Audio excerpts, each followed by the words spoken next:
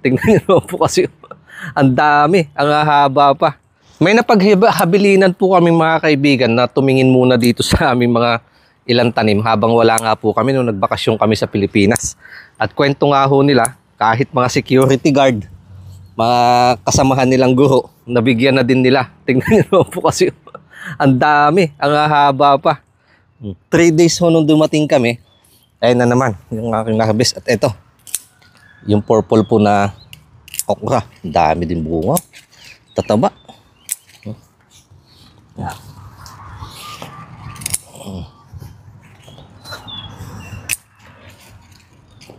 Kunin na natin ito lahat, pati yung maliliit pa. Isang gulayan.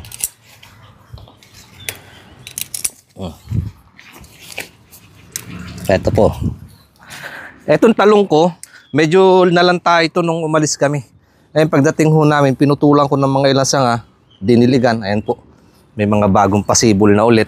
Ito yung ating walang kamatayang talong. Meron na naman siyang mga paumpisang bunga.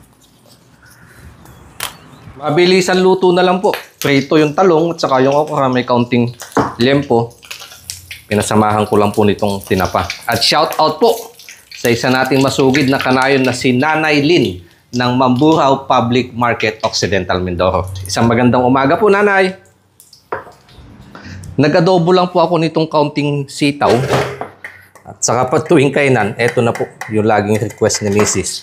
Buro. Oh, kan tayo. Dear Heavenly Father, thank you po sa blessing na pinagkaloob niyo po ngayong araw. Basbasan po ito in Jesus' name. Amen. Oh, kaya na.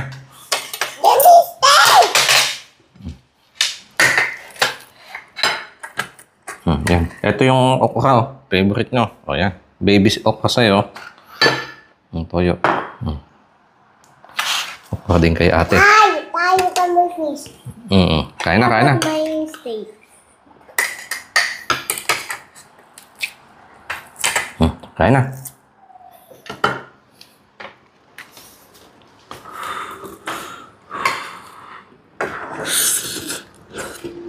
Sarap.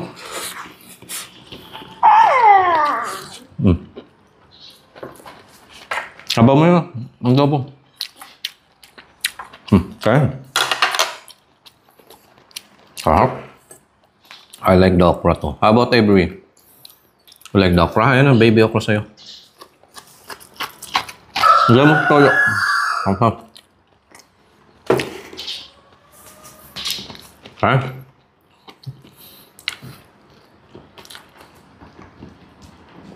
Sarap.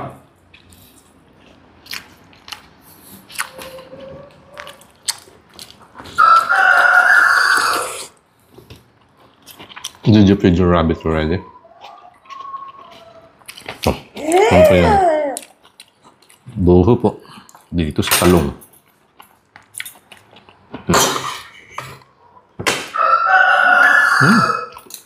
Sarap. Boy, okra, please. Okra.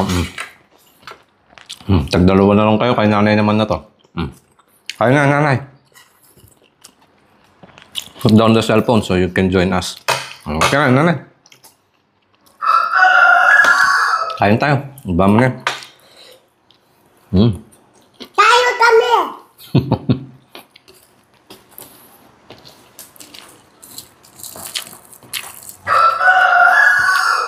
Iwan tinapa? Fish? Okay, nanay. Favorite ni nanay yan. Wait, in the back? I thought it was just the other fish. Can I have it? Try it.